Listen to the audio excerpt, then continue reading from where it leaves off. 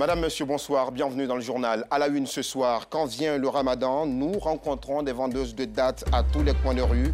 Ce fruit comestible du dattier est le choix favori des musulmans pour la rupture du jeûne. Nos équipes ont cherché à savoir pourquoi. L'actualité ce soir, c'est aussi la condamnation à perpétuité de Blaise Compaoré. L'ancien président du Burkina Faso a été reconnu coupable d'atteinte à la sécurité de l'État, de complicité d'assassinat et de recel de cadavres dans le procès Thomas Sankara. C'est presque une tradition pour les musulmans, vous l'avez certainement constaté vous aussi. Quand vient le ramadan, ils sont nombreux à opter pour la date à l'heure de la rupture du jeûne. Mais que représente ce fruit comestible du dattier pour la communauté musulmane? Quelles sont les vertus qu'elle renferme et combien rapporte la commercialisation de la date? Les réponses à ces interrogations avec Mohamed Ouattara et Anissette Konan-Blessing. Le kilo de tamao là est combien? 1200. Il est pour 200.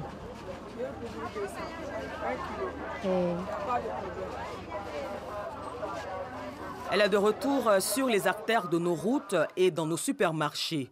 La date, encore dénommée tamaro, un fruit prisé par de nombreux fidèles musulmans à l'heure de la rupture du jeûne. Ça va, mais ça marche un peu. On ne se plaint pas. C'est le même prix comme l'année passée. Moi, j'utilise les dates pour la rupture parce qu'il est conseillé pour la rupture des carême. Le prophète, avant de rompre le jeûne, il a toujours rompu le jeûne avec les dates. On est venu trouver là, et surtout en islam, on est né trouver la famille en temps de rompre le jeûne avec ça. Nous qui sommes aussi les enfants, nous avons grandi avec ça aussi. Donc on continue la tradition en fait. D'où vient cette tradition qui perdure depuis des milliers d'années? Imam adjoint de la mosquée du CHU de Cocody nous donne des précisions. C'est une tradition, c'est-à-dire de la sunna du prophète, une tradition prophétique. Lorsque vous êtes en jeûne et qu'il est l'heure de rompre le jeûne, rompre le jeûne avec une date, qu'il y a la baraka de là-dedans. Et donc, vous savez, quand le prophète il parle sous inspiration divine, bien sûr. Et donc, nous pouvons comprendre aujourd'hui, lorsqu'il nous disait qu'il y a la baraka dans la date, aujourd'hui, nous sommes très à l'aise pour dire qu'il y a plus de 1400 ans, lorsque notre bien-aimé prophète nous conseillait la date, il était un bon médecin. Composé majoritairement de sucre, certains voient la date comme une source de maladie. Un nutritionniste revient sur les vertus thérapeutiques de ce fruit millénaire. La date est un fruit qui est fortement recommandé à l'heure de la rupture.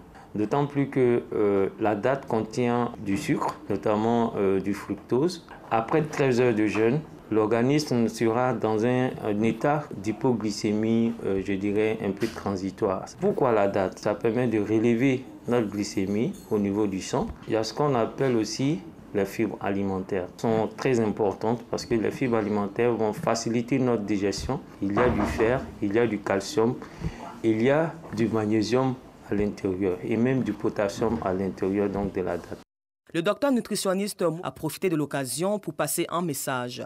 Pour ce qui est des malades, notamment le diabétique, peut être amené à modérer ses prises de date. Originaire du Moyen-Orient, le dattier, c'est plus d'une quinzaine de variétés qui poussent en majorité dans la zone d'Israël, de l'Afrique du Nord et aussi au Niger.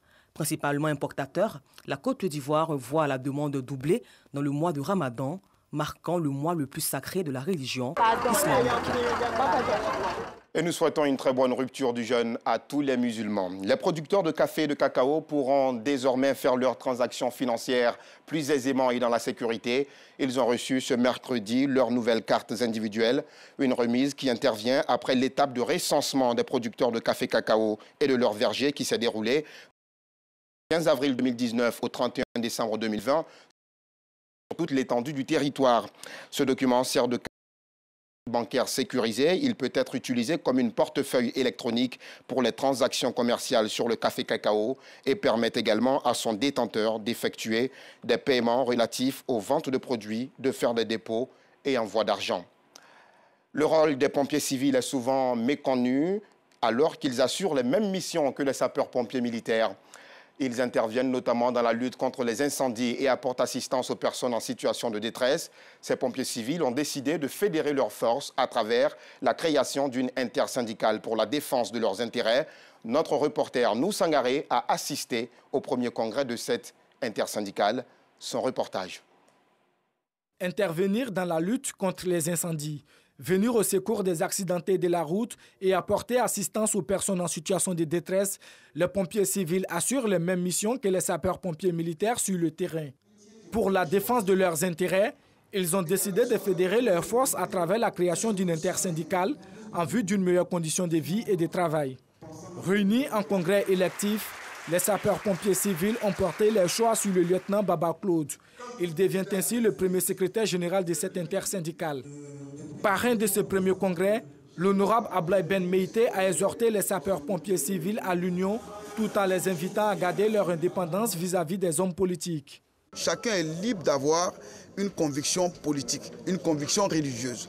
Mais nous n'avons pas le droit d'en imposer ou alors de manipuler la masse au bénéfice des intérêts partisans. Ça, il faut l'éviter. Donc j'ai invité les jeunes.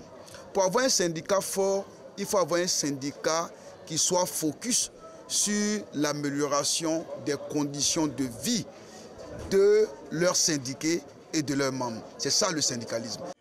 L'intersyndicale des sapeurs-pompiers civils est la fusion de 3 organisations syndicales. Le syndicalisme en milieu professionnel. Quelle stratégie pour atteindre les objectifs? C'est autour de ce thème que s'est tenu le premier congrès de la dite intersyndicale. Des adultes qui font des dons et mènent des actions caritatives, nous en rencontrons tous les jours, mais des enfants qui s'organisent pour poser des actions sociales, beaucoup moins. C'est pourquoi nous trouvons assez mignon, et vous allez le voir, cette action caritative des enfants de la cathédrale Saint-André de Yopougon, ces tout petits, sont allés, les bras chargés de vivres et non-vivres, visiter la maternité et la grande mosquée de Ouassakara, dans la commune de Yopougon, ainsi que l'orphelinat, la maison du potier. Colette Ilboudo et Afisiata Karamoko ont suivi cette tournée. C'est à la maternité de Ouassakara, dans la commune de Yopougon, que débute la tournée de la journée caritative de la pastorale paroissiale des enfants de la cathédrale Saint-André. L'activité s'ouvre par des dons en vivres et non-vivres aux nourrices. Moi, voyez ici, j'ai dit pour une césarienne, j'ai accouché, j'ai fait une fille. Vraiment, aujourd'hui, là, les gens sont venus me rendre visite pour me donner plein de cadeaux. Vraiment, il a dit merci beaucoup. Le cap est ensuite mis sur l'orphelinat, la maison du potier de Yopougon-Niangon, pour soutenir les pensionnaires de ce centre. Cette étape passée, direction la grande mosquée de Ouassakara, toujours dans la commune de Yopougon. La communauté musulmane a également bénéficié de cette journée caritative.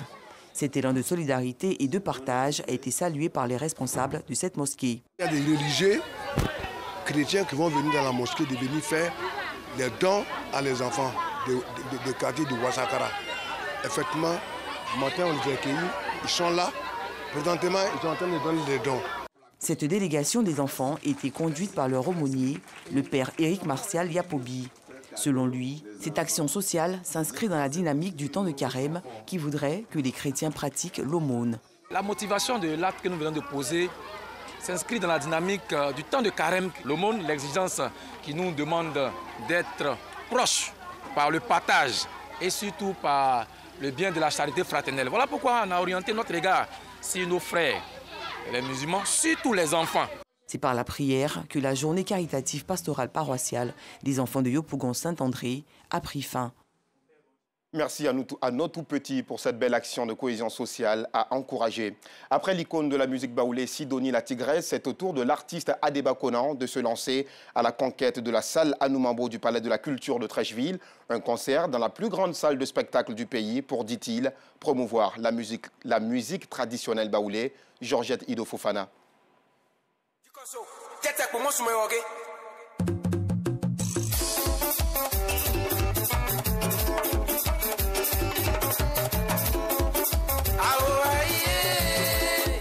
Promouvoir la musique traditionnelle, en particulier la musique baoulée, en vue de permettre aux artistes de vivre pleinement de leur art, c'est l'objectif que vise l'artiste Alangba Konan Serge Pacom, dit Adeba Konan. Nous voulons donner une autre couleur à la musique tradimoderne. Car la tradition, nous ne devons pas oublier où nous sommes quittés. Il faut valoriser cette musique-là. Nous voyons nos frères congolais avec leur lingala, on ne le comprend pas, mais ils ont une musique qui accompagne le lingala. Une vision qu'il entend partager le samedi 11 juin 2022 à l'occasion de son concert. Je vais rentrer directement dans la tradition Comme on parle de la musique traditionnelle moderne, il y aura des danses traditionnelles suivies du concert avec beaucoup d'artistes, mes collègues qui vont venir pour me soutenir et ça sera vraiment un grand show. Cet événement sera marqué par des concours de danse culinaire et des prestations d'artistes. Adeba Konan, avec son single Otobe Otobe, entend faire de cet événement culturel une réussite.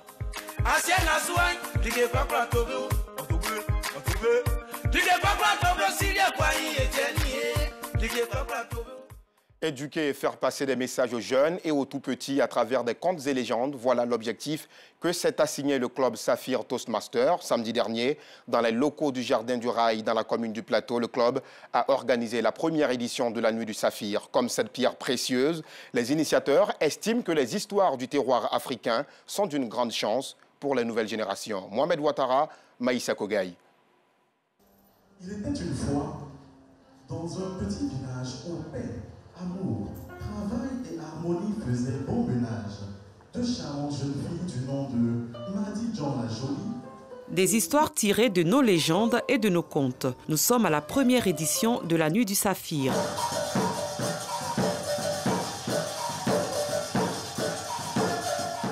Une initiative de Saphir Toastmasters qui a pour but de promouvoir nos cultures et nos traditions. Et j'ai constaté que malheureusement, ces contes et légendes sont plutôt en voie de disparition. Nos enfants connaissent Harry Potter, nos enfants connaissent Alice au pays des merveilles, mais nos enfants ne connaissent pas Kakou Nazé. Alors, comment faire pour que nous-mêmes qui sommes grands, nous connaissions davantage notre histoire pour pouvoir la redonner à nos enfants? Conquis, le public n'a pas caché sa joie. Il faut désormais promouvoir de plus en plus ces genres d'initiatives pour le retour aux valeurs. Parce que de plus en plus, on se plaint de ce que nos sociétés sont bancales, mais c'est juste parce que nous sommes en train de perdre nos valeurs. La solution à côté, c'est de renforcer la culture des valeurs, c'est d'enseigner les valeurs, d'inculquer les valeurs pour nos générations actuelles, pour les générations à venir et pour les générations qui vont bâtir la Côte d'Ivoire.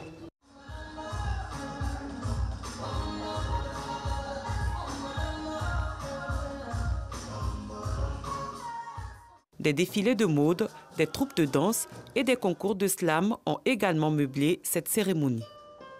Ce mercredi 6 avril est célébrée la Journée internationale du sport pour le développement et la paix. Une journée créée en 2013 par les Nations Unies pour célébrer la contribution du sport et de l'activité physique à l'éducation, au développement humain et à l'adoption de modes de vie sains et à l'édification d'un monde pacifique. Rosemond Kini, Anicette Konan-Blessing. Commune de Yopougon, complexe sportif Jesse Jackson. Ce groupe d'amis s'est réuni au grand terrain du complexe pour un match amical. Cette initiative s'inscrit dans le cadre de la Journée internationale du sport pour le développement et la paix célébrée tous les 6 avril. À la mi-temps, l'équipe de Léon Star mène l'équipe Victoire FC 4-0. Ça fait très longtemps qu'on se connaît. Donc aujourd'hui, on a décidé de se mettre ensemble. On a parti pour faire quelque chose de plus familial, quoi, pour rassembler un peu les liens. Le football, ça unit. Le football, ça donne la vie, ça donne la fête, ça donne la famille. Centrés sur le match, les supporters se font entendre. Monsieur l'arbitre! Christian Boulou et ses amis sont réputés pour leur soutien aux joueurs sur le terrain les jours de match. C'est mon bonnet derrière moi. Voilà, on a l'habitude de venir ici. Et puis bon, nous sommes les supporters habitués de ce terrain-là. Voilà, on est venu supporter aujourd'hui l'équipe derrière. Ensemble, on est unis. Non loin de là, Nguessan Lakpa, entraîneur du club ProStar, donne des instructions. Asa, faut remiser. Faut remiser. Pour lui, le recrutement de ces joueurs se fait sans discrimination. Il n'y a pas d'ethnie dans le sport, il n'y a pas de rivalité dans le sport. Le sport est un facteur d'amour et de paix. Tout sportif doit jouer dans une union et surtout dans l'amour. Sur le terrain de basketball, la Journée internationale du sport pour le développement et la paix bat son plein. Jemima Ouattara, passionné par ce sport, faire une partie de basketball avec ses amis. Le sport nous aide à être en groupe, en cohésion, en harmonie avec tous les autres joueurs. Le sport joue un rôle important dans toutes les sociétés. Il est facteur de cohésion sociale. Grâce à son fort impact, le sport a progressivement été reconnu et utilisé comme un outil d'aide humanitaire, de de développement et de consolidation de la paix par le système des Nations Unies. L'actualité, c'est aussi la condamnation à perpétuité de l'ancien président burkinabé Blaise Compaoré pour son implication dans l'assassinat de son prédécesseur Thomas Sankara. La Cour a également requis la prison à vie pour le commandant de sa garde Yassine Kafando et le général Gilbert Diendéré, un des chefs de l'armée lors du putsch de 1987. Tous trois ont été reconnus coupables d'atteinte à la sûreté de l'État, de complicité d'assassinat et de recel de cadavres. Écoutez les précisions de Nou Sangaré. Blaise Compaoré, condamné à la prison à perpétuité dans le cadre du procès sur l'assassinat de Thomas Sankara.